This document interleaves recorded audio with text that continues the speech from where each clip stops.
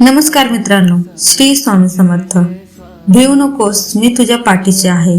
या महामंत्राने आपल्याला आधार देणाऱ्या अक्कलकोट निवासी श्री स्वामी समर्थ महाराजांचा प्रकट दिन या वर्षी 20 मार्च 2026 रोजी येत आहे.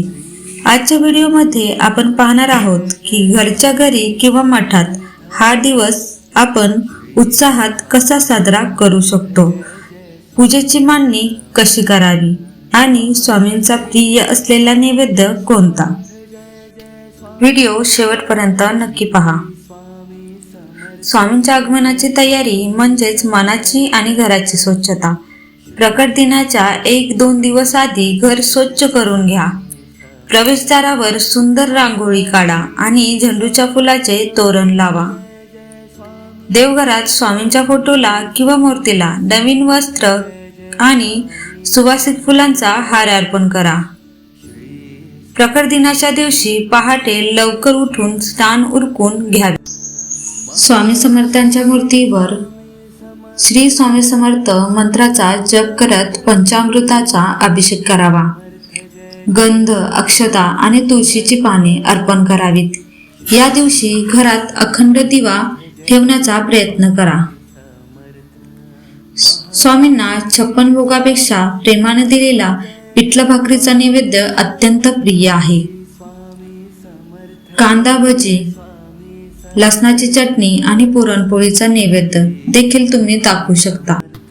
लक्षात ठेवा, नैवेद्य दाखवताना तो तुळशीचे पान ठेवून श्रद्धेने अर्पण करावा. मित्रांनो, प्रकट दिनाच्या दिवशी स्वामींची कृपा मिळवण्यासाठी दिवसभरात या 3 सोप्या गोष्टी नक्की करा. दिवसभरात काम करताना किंवा निवांत बसल्यावर श्री स्वामी समर्थ या मंत्राचा सतत जप करा. शक्य असल्यास 108 वेळा किंवा तुम्हाला जमेल तितक्या वेळा हा जप श्रद्धेने म्हणा.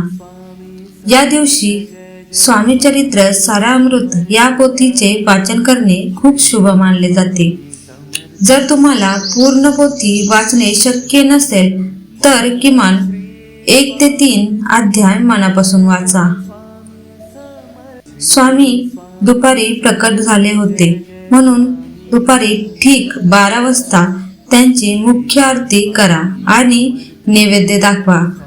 तसेच संध्याकाळी सहकुटुंब एकत्र जमून पुन्हा एकदा स्वामींची आरती किंवा प्रार्थना करा. स्वामींचा प्रकट दिन म्हणजे केवळ एक सण नाही, तर ती एक भक्तीची अनुभूती आहे. तुम्ही हा दिवस कसा साजरा करणार आहात हे मला कमेंटमध्ये नक्की सांगा. तुम्हाला सर्वांना श्री स्वामी समर्थ प्रकट दिनाच्या खूप खूप शुभेच्छा. व्हिडिओ आवडला असेल तर लाईक करा, तुमच्या स्वामी भक्त मित्रांना शेअर करा आणि चॅनेलला सबस्क्राईब करायला विसरू नका. श्री स्वामी समर्थ.